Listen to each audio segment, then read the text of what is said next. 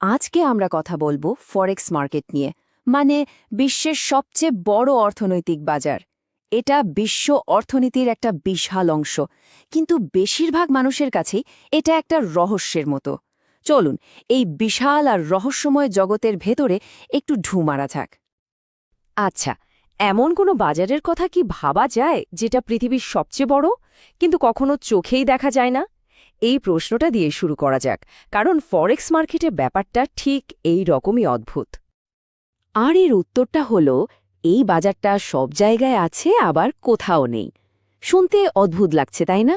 এর কারণ হলো শেয়ার বাজারের মতো এর কোনো নির্দিষ্ট বিল্ডিং বা ঠিকানা নেই। ফরেক্স মার্কেটকে বলা হয় একটা ওভার দি কাউন্টার বা ওটিসি মার্কেট। এর মানে হলো এর কোনো নির্দিষ্ট ফিজিক্যাল অবস্থান নেই। পুরো বাজারটাই চলে বিশ্বজুড়ে ব্যাংকগুলোর একটা ইলেকট্রনিক নেটওয়ার্কের মাধ্যমে, দিনে ২৪ ঘন্টা। মানে এই বাজার কখনো ঘুমায় না। তো এই বিশাল অদৃশ্য বাজারে আসলে কিসের লেনদেন হয়? চলুন পরিচিত হওয়া যাক এই খেলার প্রধান তারকাদের সাথে, মানে বিভিন্ন দেশের মুদ্রা বা কারেন্সির সাথে। এই যে চার্টটা দেখছেন, এটাতে সবচেয়ে বেশি লেনদেন হওয়া মুদ্রাগুলো দেখানো হয়েছে।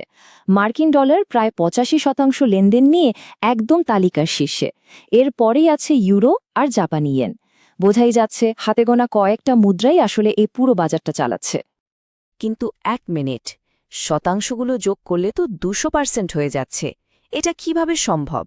এই প্রশ্নটা নিশ্চয়ই অনেকের মনে আসছে। এর কিন্তু একটা খুব সহজ আর যৌক্তিক কারণ আছে।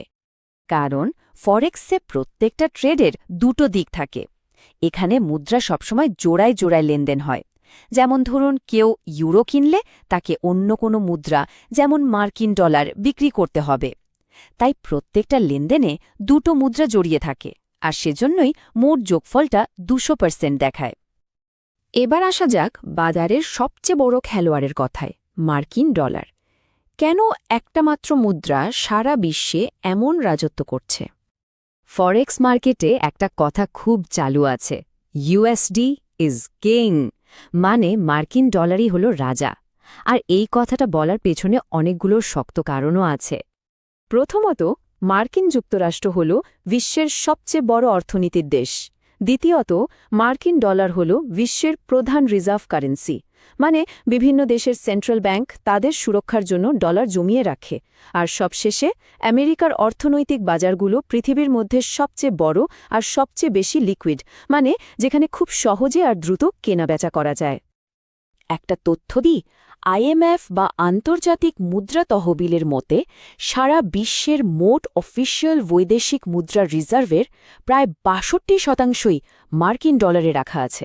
ভাবা যায়, শুধু এই একটা তথ্যই ডলারের আধিপত্য বোঝার জন্য যথেষ্ট।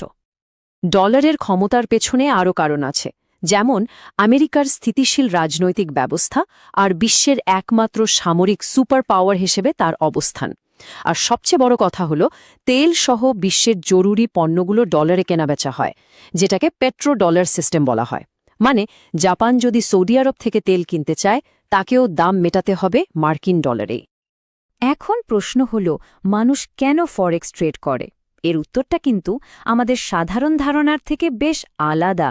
এটা হয়তো অনেককেই বেশ অবাক করে দেবে। দেখুন, বইয়ের ভাষায় ফরেক্স মার্কেটের প্রধানত ৪টে কাজ আছে। ১. দেশ থেকে অন্য দেশে টাকা পাঠানো, আন্তর্জাতিক বাণিজ্যের জন্য ঋণ দেওয়া, মুদ্রার দামে ঝুঁকি কমানো, আর দামের ওঠানামার উপর ভিত্তি করে লাভের চেষ্টা করা, যাকে বলে স্পেকুলেশন। কিন্তু মজার ব্যাপার হলো, এই বাজারের বেশিরভাগ লেনদেন কিন্তু এই দরকারি কারণগুলোর কোনোটার জন্যই হয় না। তাহলে আসল কারণটা কি? অবিশ্বাস্য হলেও এটাই সত্যি যে ফরেক্স মার্কেটের মোট লেনদেনের ৯০%-এরও বেশি হয় শুধুমাত্র স্পেকুলেশন বা অনুমানের ওপর ভিত্তি করে। তার মানে ব্যবসা বা প্রয়োজনের চেয়ে শুধুমাত্র লাভ করার উদ্দেশ্যেই বেশিরভাগ ট্রেডিং হয়। তাহলে এই স্পেকুলেশন জিনিসটা আসলে কি? সোজা কথায় ফরেক্সের স্পেকুলেশন হল খুব অল্প সময়ের মধ্যে দামের ওঠানামার উপর বাজি ধরে লাভ করার জন্য মুদ্রা কেনা বা বেচা। ট্রেডাররা কোনো জিনিস আমদানি বা রপ্তানি করার জন্য নয়, বরং শুধু দামের পার্থক্য থেকে লাভ করার জন্যই এই বাজারে আসেন। আর এই যে এত বিপুল পরিমাণে ট্রেডিং হচ্ছে, এর ফলেই মার্কেটের একটা অত্যন্ত গুরুত্বপূর্ণ বৈশিষ্ট্য তৈরি হয়, যাকে বলা হয় লিকুইডিটি বা তারল্য। চলুন দেখি এই ব্যাপারটা আসলে কি আর কেনই বা এটা এত জরুরি। মার্কেট লিকুইডিটি মানে হল কোনো কিছুর দামের ওপর খুব একটা প্রভাব না ফেলে অনেক পরিমাণে সেটা কেনা বা বেচার ক্ষমতা। যে বাজারে লিকুইডিটি যত বেশি, সেখানে লেনদেন করাও ততটাই সহজ আর দ্রুত। এই স্লাইডটা দেখলে ব্যাপারটা একদম পরিষ্কার হয়ে যাবে। একদিকে আছে ফরেক্সের মতো একটা লিকুইড মার্কেট, যেখানে লক্ষ লক্ষ ক্রেতা বিক্রেতা আছে, তাই সাথে সাথে লেনদেন করা যায় আর দামও স্থিতিশীল থাকে। আর অন্যদিকে ধরুন দামি কোনো চিত্রকর্মের বাজার, যেটা একটা ইলিকুইড মার্কেট, সেখানে ক্রেতা কম বলে একটা জিনিস বিক্রি করতে মাস বা বছরও লেগে যেতে পারে, আর দামও খুব ওঠানামা করে। তাহলে দিনের শেষে প্রশ্নটা কি দাঁড়ায়?